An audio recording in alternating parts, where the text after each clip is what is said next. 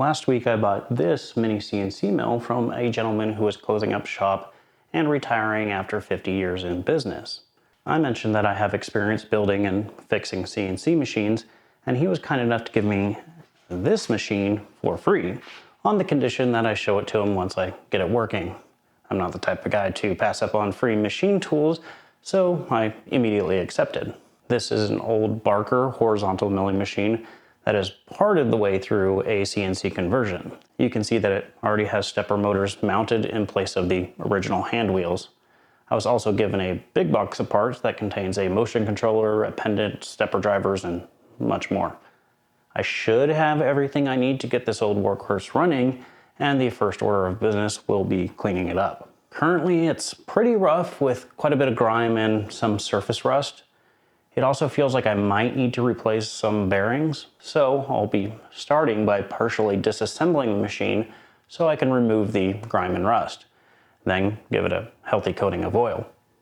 I may or may not paint it depending on how it ends up looking. Once the machine is clean and everything is moving smoothly, I'll get to work on finishing the CNC conversion. The steppers already have mounts and the limit switch sensors are in place, but I'll need to do most of the rest of the work from scratch. This will be a pretty big project, but I'm really excited about it. While a horizontal mill isn't quite as versatile as a vertical mill, it is much more rigid, and the motor will let me run slow while doing some really deep cuts. So it should expand my capabilities nicely. All right, let's get started. I did my cleaning off camera, but I wanted to show you the lead screws on this machine. And they are lead screws, not ball screws. So there's some backlash in the mechanism there. It does have anti-backlash nuts, but they aren't 100% effective. So it's gonna have some backlash. Now I don't have the budget to replace these with ball screws, so I'm just gonna have to live with that. Now another factor is that they have these couplers that are flexible. These are like what you would use on a 3D printer, but they're also flexible axially, which is not good for this. That means that any pressure against the axis of travel is going to cause some deflection. So I got these rigid couplers. The problem with these is that if the alignment of the lead screw isn't perfect to the stepper motor, then it's going to bind up, which will be a problem. So hopefully they are lined up perfectly, because using the flexible couplers won't work well in this situation. There are other options which I might have to turn to if this is a problem. Now I'm just assembling the machine, starting with adding some oil and then putting the Z-axis slide onto the base of the frame. I'll adjust the gib some more in the future. Here I'm adding the mount for that stepper motor.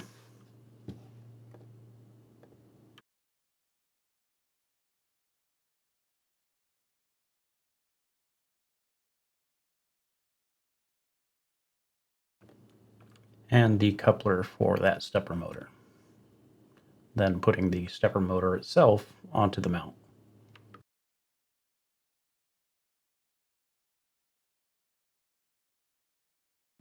Now I'm adding the X-axis gibs and putting on the X-axis slide.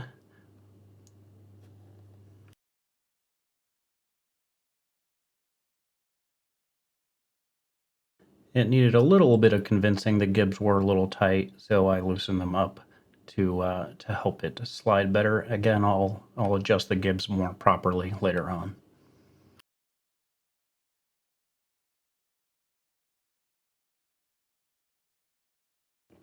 Now I'm adding the X-axis stepper motor plate.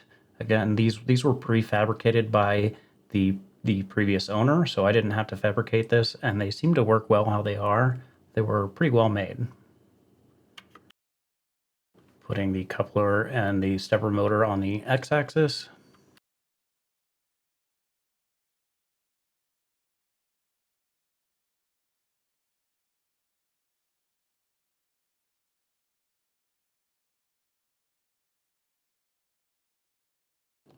Now I can start attaching the Y-axis carriage assembly thing that contains the spindle as well.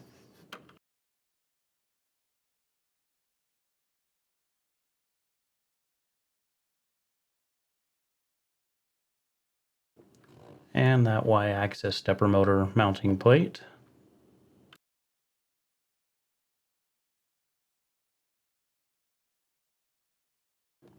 The coupler for that didn't quite fit on the shaft, so I had to drill out the inner diameter just a little bit.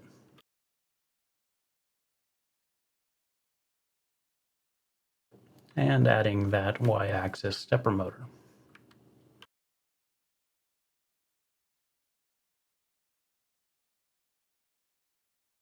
This is the hinge kind of mechanism that is really key to the design of this Barker mill. The entire Y-axis and motor pivot on that, which means that it maintains constant tension, which is really clever.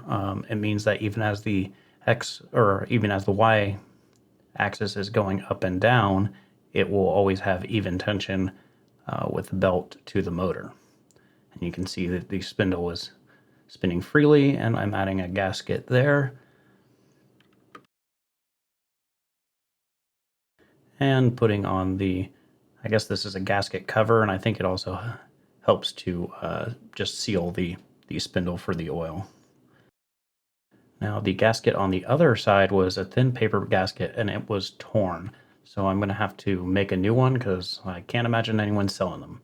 I designed it in CAD, and then I used my Creality Falcon 2 Pro 40 watt to cut the new gasket out of high temperature silicone.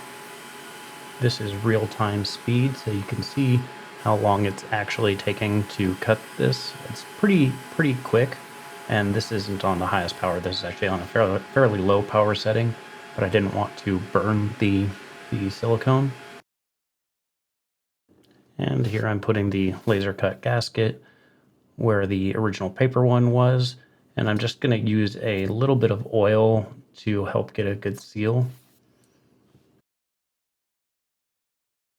Now I'm putting the motor on the mounting plate. This is a 1/3 horsepower single phase AC motor, single speed as well.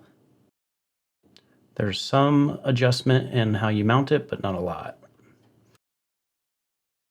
This plate is the only piece of the machine that I repainted, and that's because the original paint was pretty much all worn off, and I wanted to protect it from rust. So this is the only part I painted. I just used a gray, and the match isn't perfect, but it should work.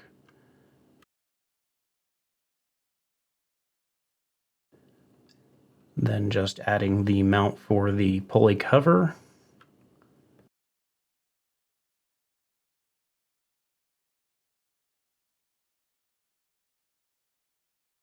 Putting the key in for the spindle pulley and adding that pulley.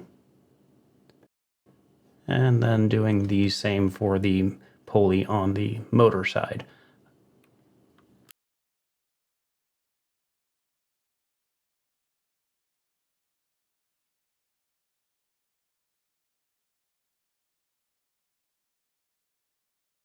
Now I can add the pulley cover. I'm missing some of the original screws for this pulley cover, so I'm just kind of making do with what I had laying around.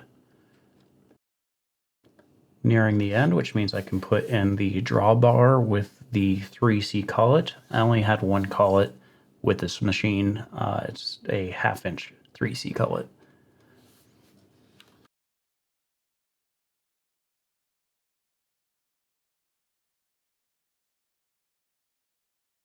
And finally adding the little cover there for the drawbar. With that, the machine is assembled and ready to start with the electronics. Dealing with all of this milling stuff yourself can be a big hassle, which is why you might want to consider this video's sponsor, Pixabay. You may already know that Pixabay can deliver high-quality PCBs to your door, But have you heard that they also offer affordable 3D printing and CNC milling services? They can turn parts or mill in up to 5 axes in just about any material you could want. Titanium, for example, is notoriously difficult to work with, but PCBWay can do that hard work for you. Just send them your design and they'll do the rest. If you want to try it, use my link in the description to get a $5 credit towards your first order from PCBWay. Here I'm just starting my tests with the stepper motors. This machine came with a controller based on the Rich Auto. It's an affordable Chinese-based or Chinese CNC controller that is it's okay. It has this pendant which is decent but not perfect, but it's what it came with, so I decided to just use this rather than buy a new one. But the documentation is pretty lacking with this particular model. It isn't exactly the same as the Rich Auto, so I had to kind of dig a lot to figure out what I should do. So I had to do a lot of testing to make sure the machine was moving properly through the stepper drivers. I tried to use this dedicated stepper controller just for testing, but I couldn't get it to work. Doing some more testing, and you can see I now have all 3 axes moving. That's X, that's Z, and here's Y, and you can see how the entire motor pivots with the Y axis, which is what makes this machine so cool and so compact. Now, one problem I had was that the pendant screen was damaged and almost unreadable, so I just needed to replace that. It actually wasn't that hard. There was a kit available on AliExpress for I think like $20, and it was pretty easy to replace. I just popped open the case, took the original screen out with it, just had a set of header pins, put the new screen in, and then screwed it all back together. Then I connected the sensors for the limit switches, which means that the machine can now automatically home, though I did have to change the original sensor positions to give each axis as much travel as possible. Now it's time for the first dry run of actually running G-code. I generated the G-code using Autodesk CAM software. The post processor I used this time didn't work quite right. It wasn't doing helical moves for some reason, but I figured that out later with a different post processor. Here I'm just doing a little bit of testing to measure how much backlash I'm actually getting on the machine. This controller has an option in the machine setup for screw interspace, which I think is the controller's backlash compensation, but it was really hard to test because I don't think it performs that compensation when you're manually controlling the machine, only when you're actually running a CNC file. I didn't have a good way to control the spindle motor speed through the CNC controller, so I just have it wired directly. So basically the user has to manually turn on the spindle motor and just let it run at the natural speed that you set through the pulleys. Here's all the wiring of the control board and the drivers and power supply. Have the stepper motor wires and sensor wires going to ports on the back for easy removal and transportation. And now I'm ready to actually run a test file. I once again created this in Autodesk Fusion 360 and used their CAM software. Here's the simulation of the part. It's really simple, basically just what would be the equivalent, I guess, of 2 profile cuts.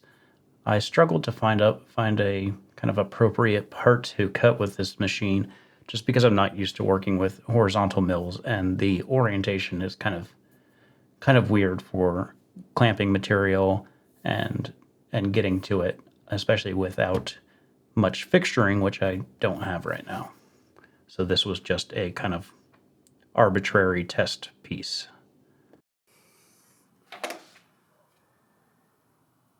In order to actually run that, I need to figure out how fast the spindle is turning. So I'm just using a handheld tachometer to measure the true output RPM of that spindle.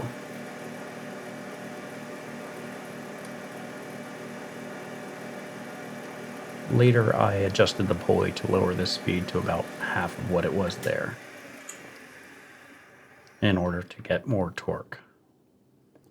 The spindle was really high above the table, so I 3D printed this silly little fixture block thing to basically raise up the material up to near the spindle so I could reach it with the end mill.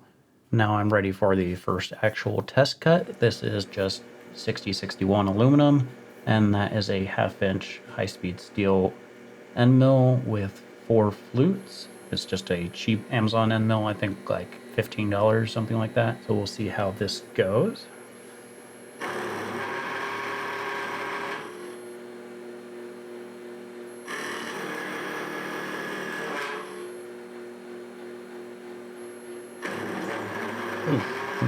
It's cutting, but that's not pleasant at all. There's definitely something going wrong here. It's plunging way too fast and the feed is too fast.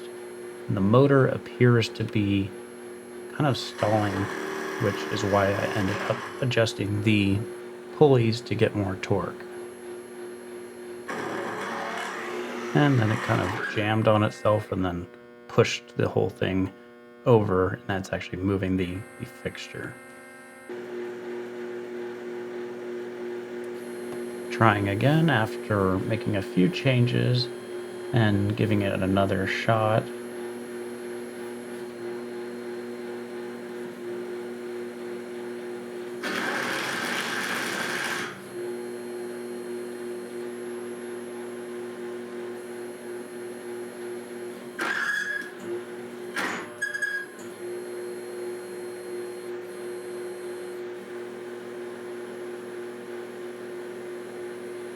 But the results still aren't great. I think it's just too much tool pressure down onto the material, which is flexing both the 3D printed fixture and, you can't see it, but there's silicone underneath acting as kind of a spacer because the T-slot nuts were a little too high.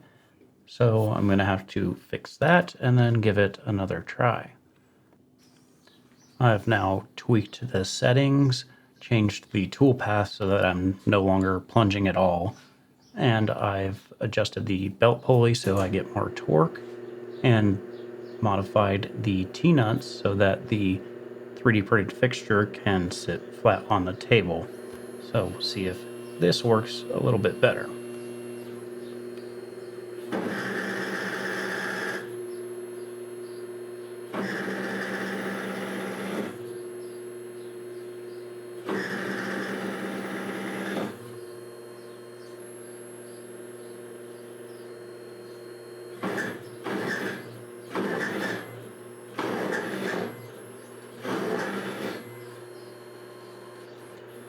And those results aren't amazing, but I'm going to call them okay, and that this machine is working as it should.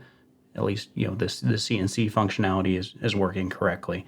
So I think the reason that the cut still isn't looking very pretty is, most importantly, because of that 3D printed fixture, which is just flexing like crazy and not really giving the material the support it needs.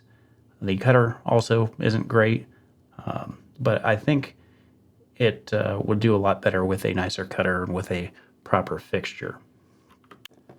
So I'm going to go ahead and call this project done.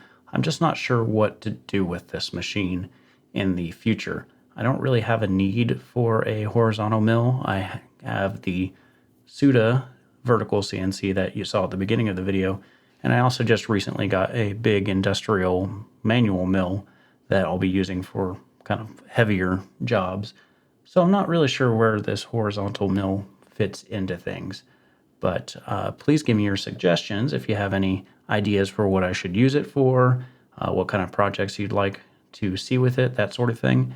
And yeah, thank you for watching.